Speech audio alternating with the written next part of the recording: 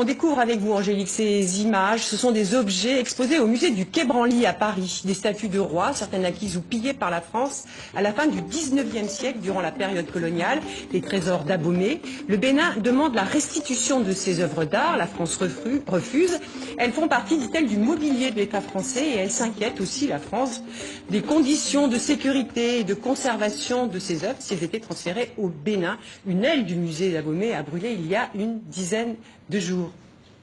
Sophie. Non, simplement, est-ce que vous pensez qu'aujourd'hui, il faudrait rendre ces œuvres parce que, en fait, il y aurait les moyens de les maintenir en état et d'en faire profiter les populations locales? Comment est-ce qu'on fait? Je ne sais pas s'il y a les moyens dans mon pays pour le faire. Il y a le musée Zissou qui est là, peut-être qu'ils sont habilités à récupérer ces œuvres d'art. Si on n'est pas prêt à les récupérer maintenant, on sera prêt dans quelques années à le faire. Ce qui nous appartient, qui appartient à la culture d'un pays, à la mémoire historique d'un pays, ne doit pas être ailleurs.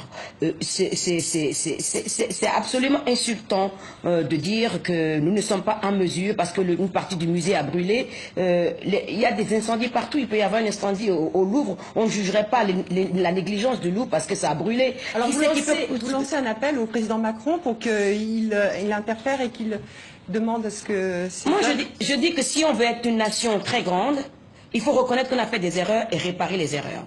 Ces objets sont partis sans qu'on ait le consentiment des Béninois. Parce qu'on a gagné une guerre, c'est parce qu'on est venu nous coloniser, on n'a pas envoyé d'invitation à personne pour venir nous coloniser. La colonisation, les Africains ne l'ont pas demandé, on n'a pas demandé l'esclavage non plus. À partir du moment où les gens, la colonisation, soit on dit aujourd'hui que la colonisation existe toujours et que les Africains sont toujours sous domination française ou autre, alors là, c'est un autre discours qu'on peut avoir. Mais si on est indépendant et qu'on a envie d'avoir ces œuvres qui sont pour nous émotionnellement remplies d'histoire, de notre lutte.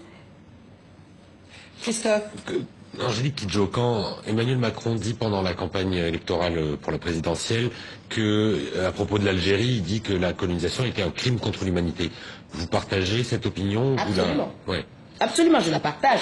Parce que tout ce qui s'est passé en Afrique ne se passe nulle part.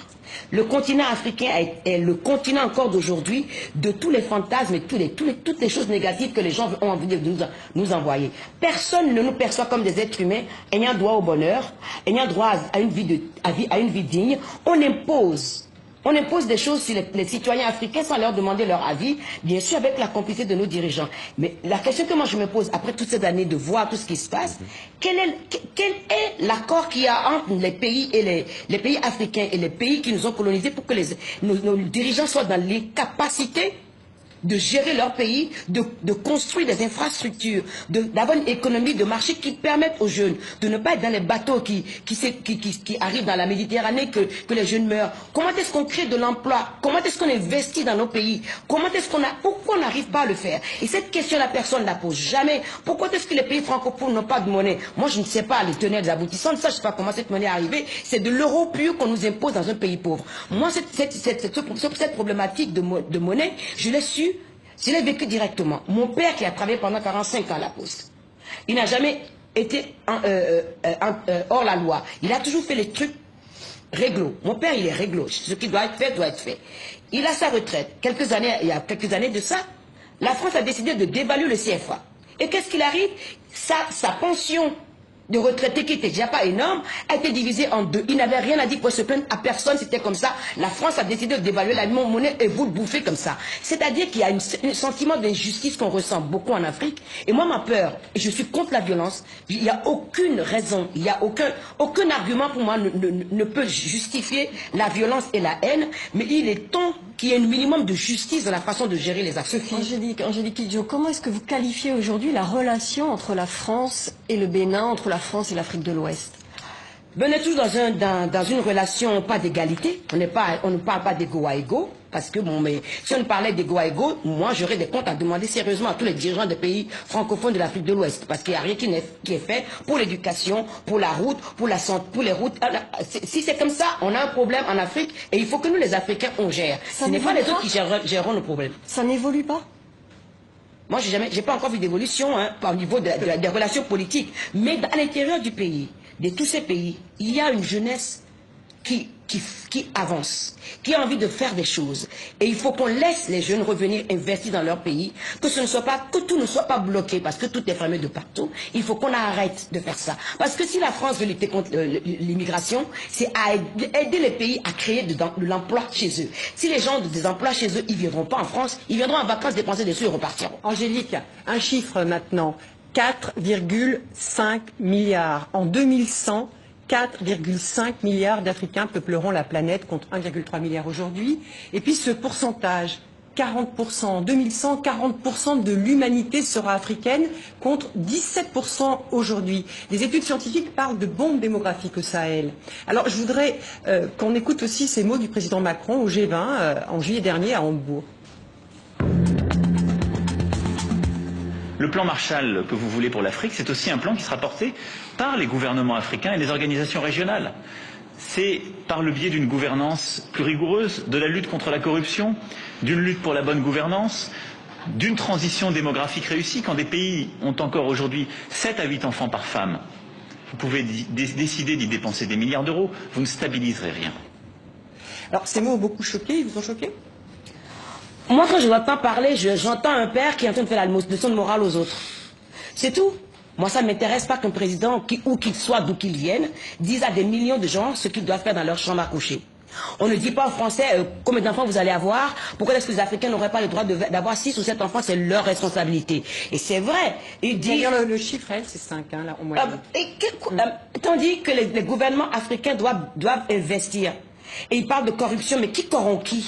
Qui finance la corruption? Il faut être franc. La corruption existe ici, existe aux États-Unis, dans tous les pays européens. Il y a la corruption. La corruption en Afrique, la corruption est un vrai problème en Afrique. Hein. C'était d'ailleurs un des éléments du discours d'Obama quand il est allé à... Mais je suis d'accord, je ne suis pas contre ça.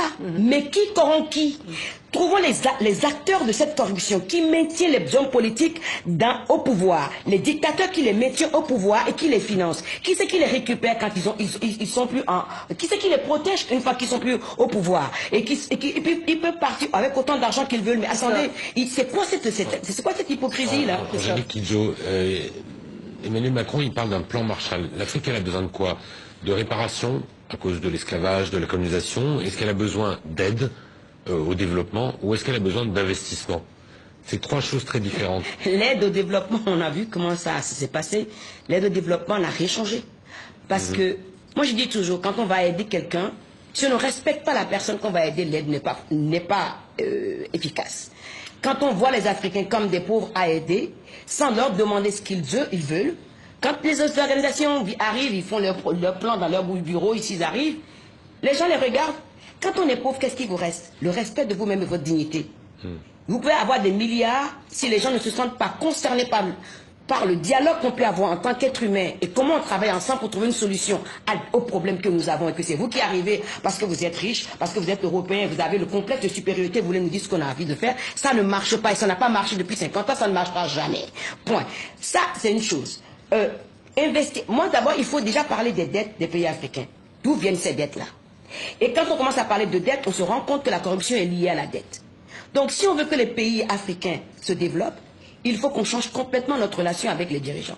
Ne plus les corrompre pour les maintenir en place, que ce soit les gouvernements occidentaux ou ce soit les grands groupes qui ne veulent pas payer d'impôts, parce que les plus grandes compagnies françaises ou autres qui sont en Afrique, la plupart d'entre eux ne payent pas des impôts. S'il n'y a pas de revenus dans un pays, on ne peut pas investir dans l'éducation, on ne peut pas investir dans la santé. C'est-à-dire qu'il faut repenser complètement la dynamique entre les pays riches et les pays africains et poser les choses très clairement en disant tel gouvernement fait ça, on ne fait pas ça. Si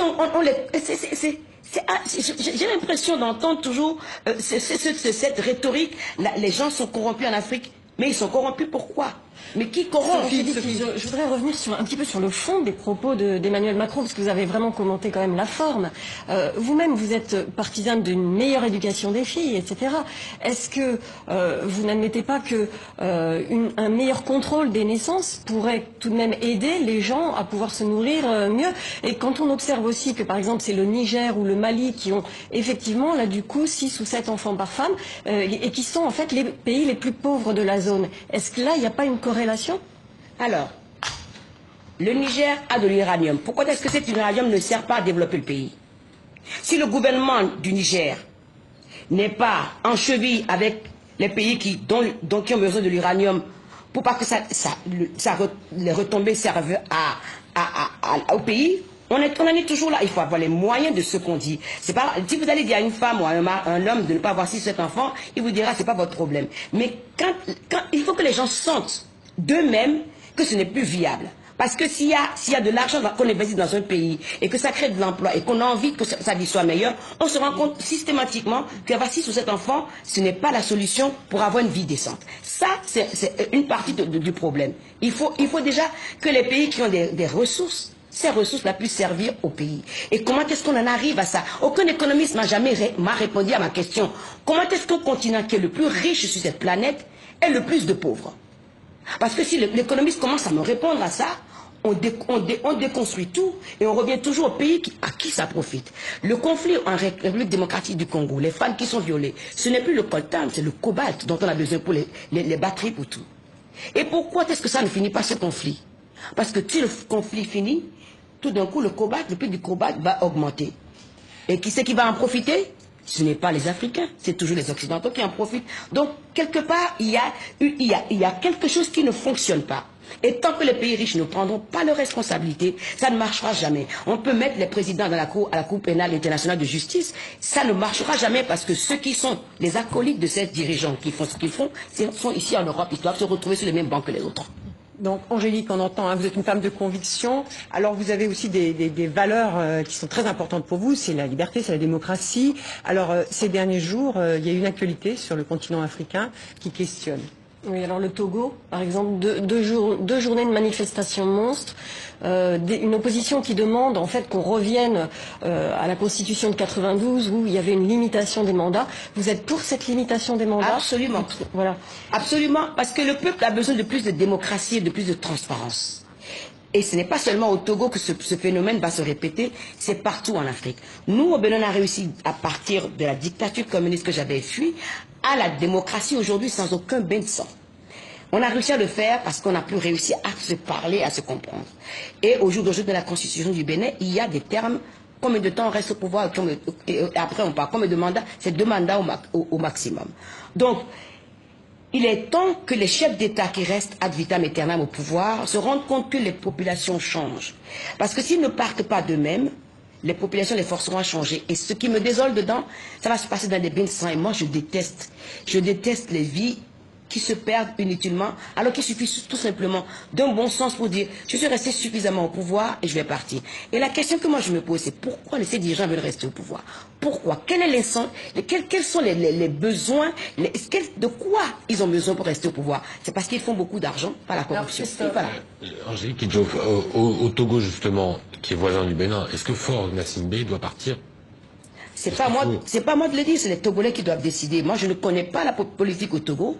Je ne suis pas dans ce pays-là. Je ne connais pas les réalités de ce pays-là. Je ne peux même pas dire ce qu'il faut pour le Bénin parce que je n'y vis plus. Mais c'est les populations qui doivent demander. C'est les populations qui le demandent aujourd'hui. Donc, quand on est dirigeant d'un pays, il faut répondre au peuple. Et si le peuple décide qu'on n'a plus envie de vous voir là, vous n'êtes plus là. Ça doit se passer dans la rue?